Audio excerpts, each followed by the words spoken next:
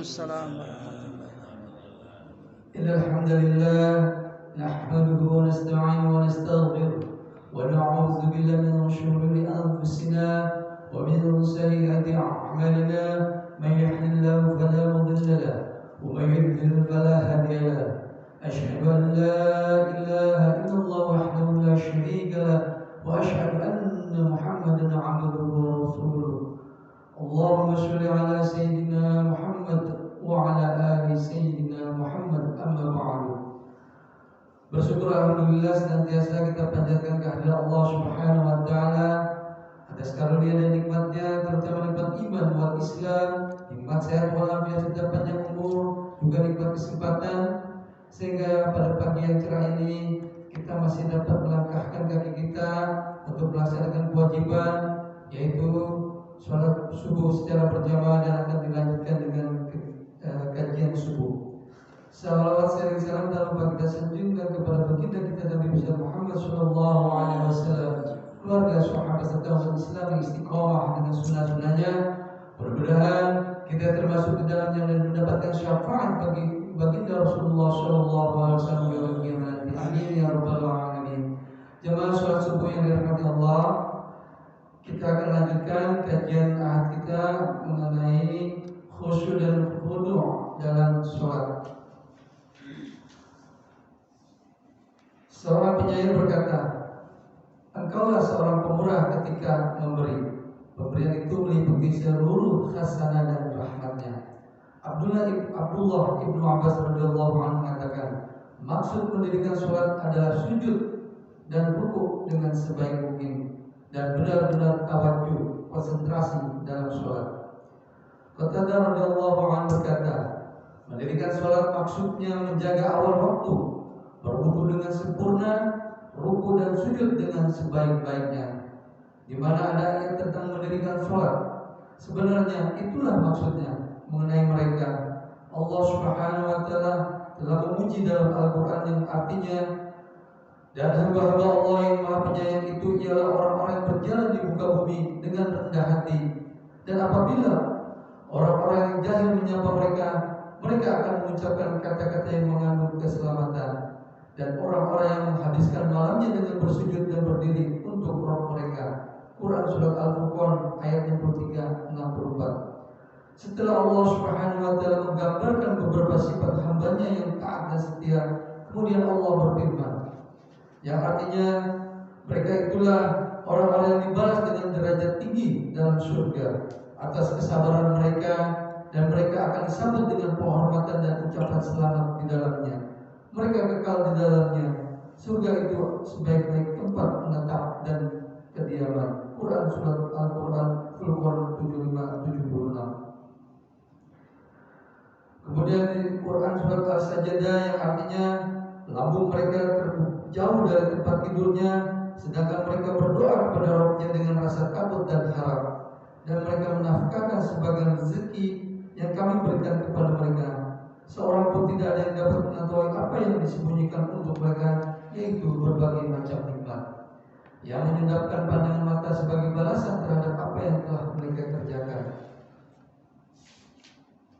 Selain ayat di atas, masih banyak lagi ayat-ayat yang menerangkan tentang sholat dan keutamaan-keutamaan bagi ahli-ahli sholat serta kemuliaan dan ketinggian derajat mereka. Sesungguhnya sholat adalah kekayaan yang terbaik bagi kita. Oleh sebab itu Rasulullah SAW bersabda, penyejuk mataku adalah dalam sholat. Nabi Ibrahim Khalilullah alaihissalam pun telah berdoa kepada Allah, Rabbi ja'alni muqimus sholata wa min dzurriyyati rabbana wa taqabbal du'a.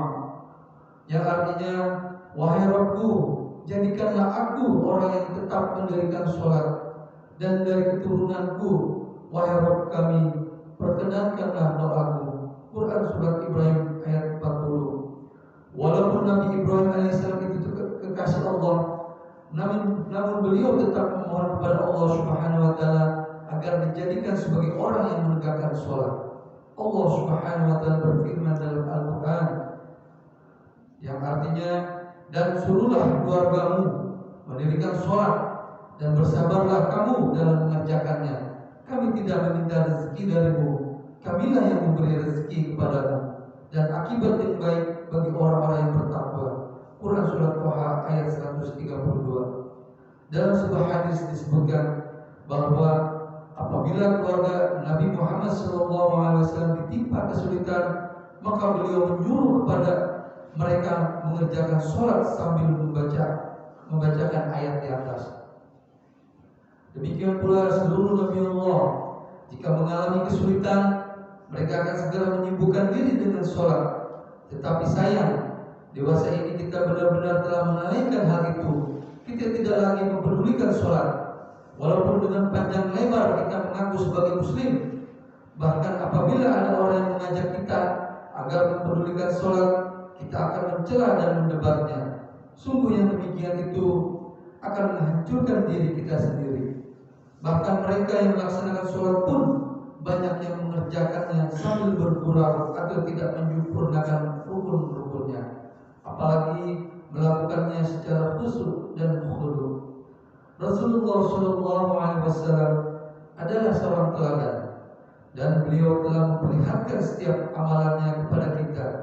Begitu juga lembaran-lembaran prestasi para sahabat pun telah ada di hadapan kita. Kisah-kisah mereka telah saya ceritakan dalam kitab Hiyatus Sahabat, dan rasanya tidak perlu lagi saya ulangi di sini. Namun saya akan menulis beberapa kisah para sufi dan beberapa sabda Nabi Muhammad SAW. Lanjutannya pasal kedua, kisah kehidupan orang-orang soleh. Kisah pertama dikisahkan bahwa Syekh Abdul Wahid radhiyallahu anhu, seorang sufi yang masyhur, pada suatu hari diserang rasa ngantuk yang luar biasa sehingga wirid dan zikir-zikir yang pada malam itu tertinggal.